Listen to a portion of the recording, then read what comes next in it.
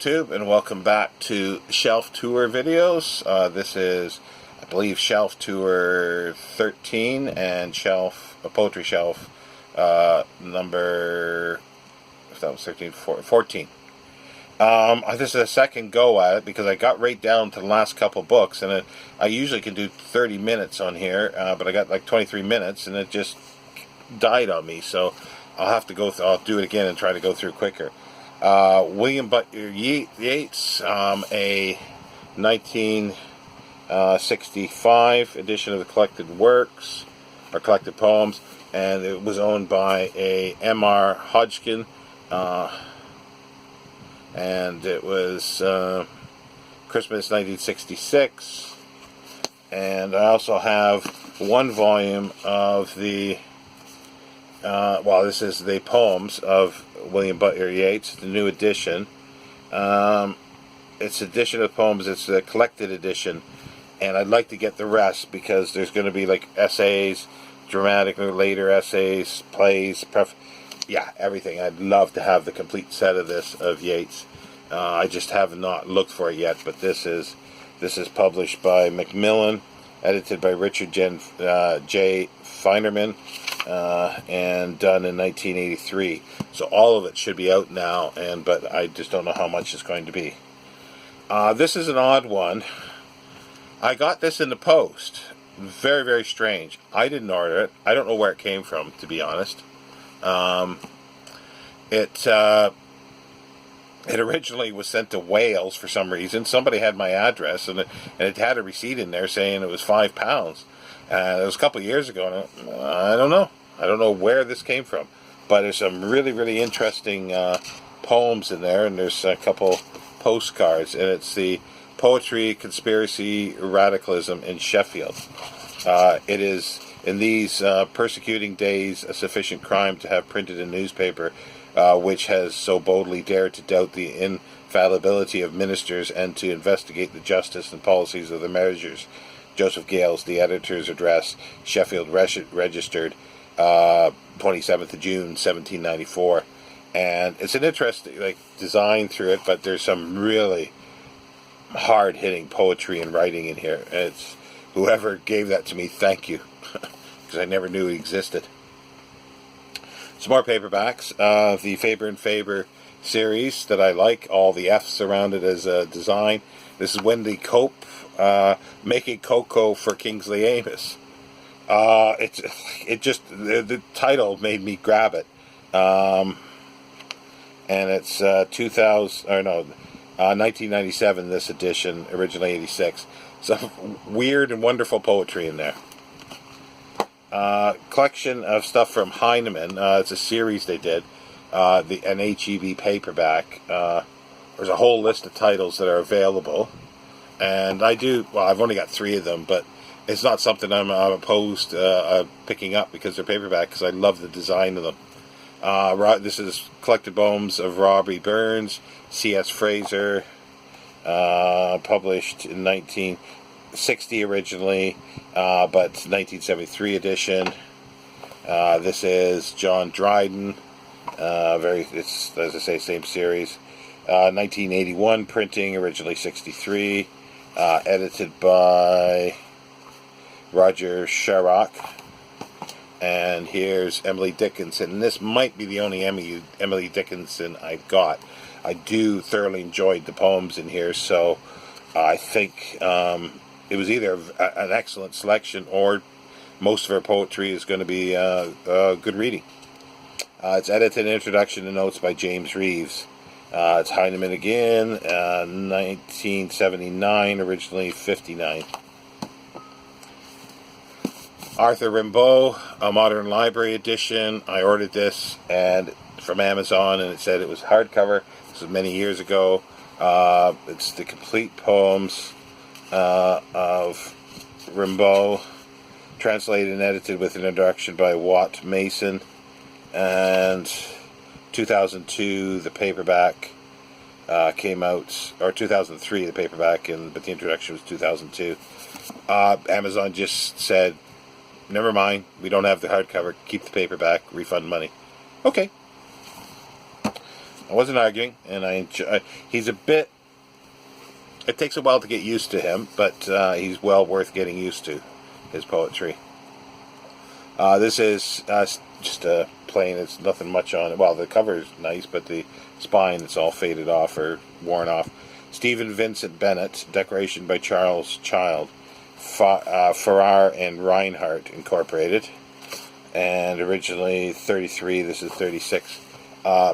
Some wonderful poems in here. He's a wonderful poet.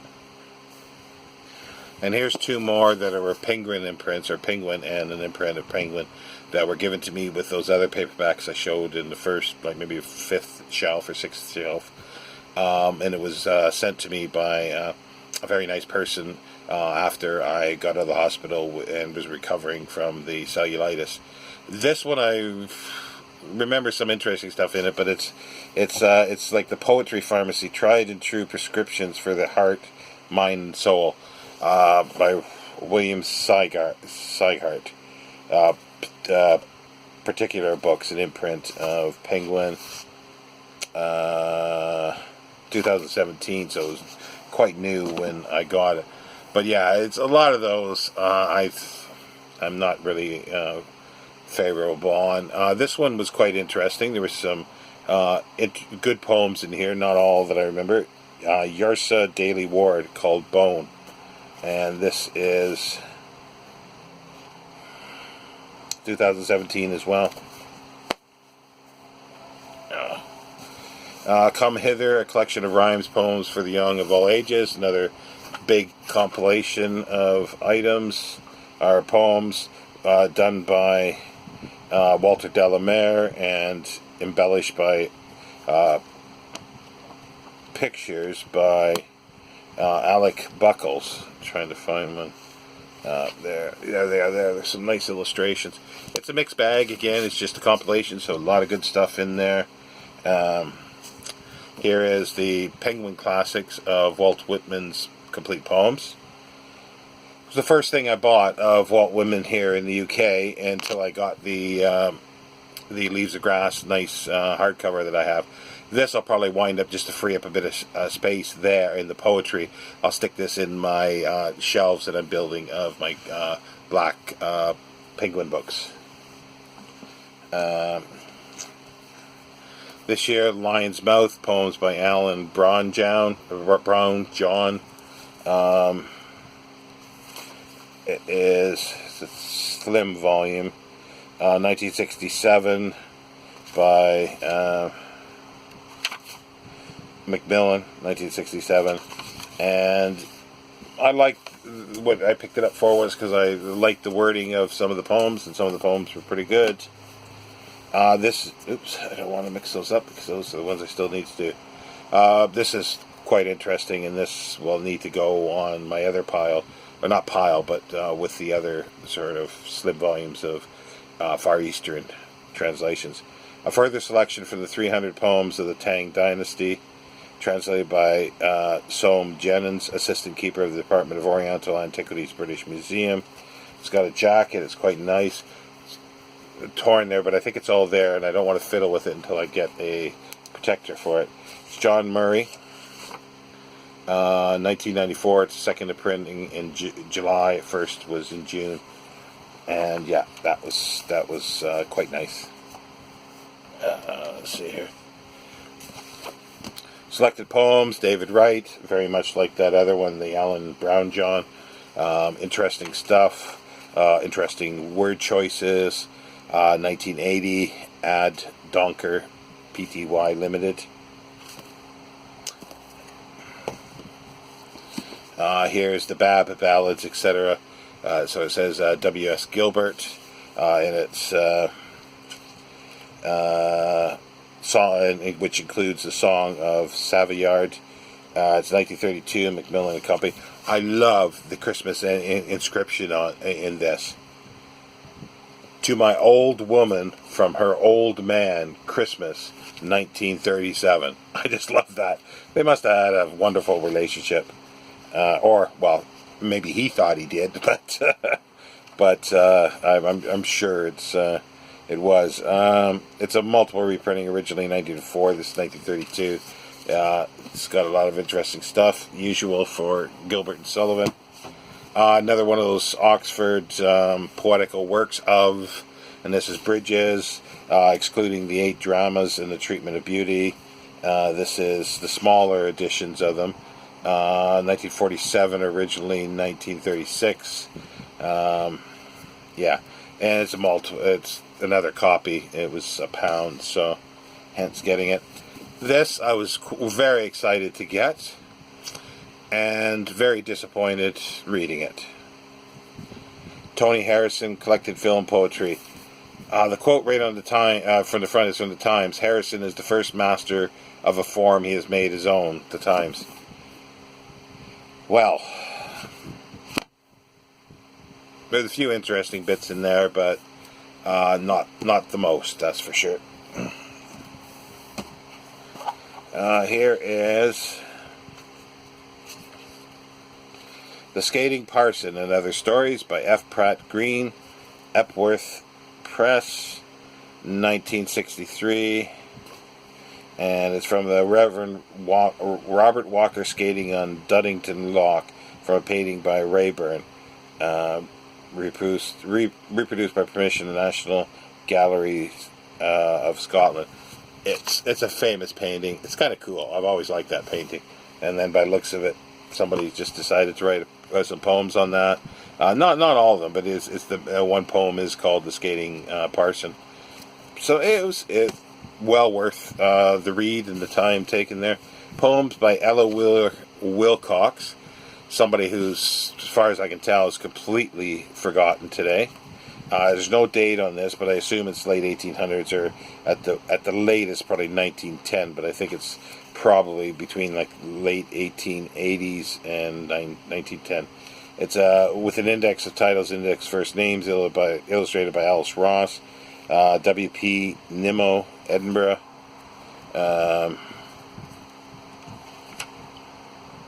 Yeah, as I say, there's no date. Here is the frontispiece is kind of interesting. To marry or not to marry. That sort of gives you a gist of what the poetry is like. Not horrible by any means, but it's worth perusing and looking at, like a lot of stuff is if you're interested in poetry. Comic poems edited by Griff Rhys-Jones. It's paperback, BBC, 1998, and this edition published in 2008. And I got that purposely because Griff Rhys-Jones edited it. And there's some funny stuff, some laugh out loud stuff in there, and some that are, gives you a smirk, a smile on your face. Oh, I am burning through these quite quickly, maybe too quickly this time, because I'm just at 13 and a half minutes, I think. This is Train Songs, edited by Sean O'Brien and Don Patterson. Faber and Faber. It's chosen and introduced by the editors, and this is 2003. Again, as usual, they're sort of songs, but still poetic. Mixed bag of stuff, as always. I'm sure some of these songs would sound better as a song if you listen to them than reading off the page, and that's always the danger of reading song lyrics at times. This one we'll spend a little time because I figured must have been prattling on too much last time, but this is the Illustrated Poets by Aaron Press, Robert Frost. I think this might be I'm not sure if this is the same edition, but with a jacket that John David showed up on one of his book tags, but he didn't have the jacket on it. Now, I thought it was the Hallmark edition, because in Canada I used to have a collection of the Hallmark ones. They're kind of nasty and stuff, but they're pretty good collections. The poems chosen, but the great thing about them, and this one, is the illustrations in it are just spot on. They are really, really good.